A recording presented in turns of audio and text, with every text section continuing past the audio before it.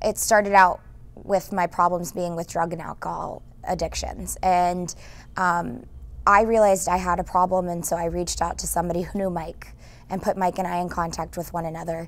And then for about 6 months I was, in and out of recovery, and finally I just reached a point where I kind of hit rock bottom and I knew I needed help. So I had to come to a point where I realized that I had a serious problem, and admitting it was the hardest part.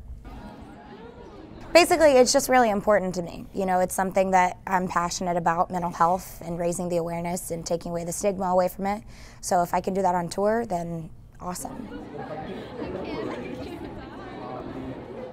I think that drug addiction and alcoholism is a mental illness in itself. I think that sometimes it coincides with an underlying problem like bipolar disorder. For me, I suffer from bipolar disorder. I don't suffer from it, I thrive with it.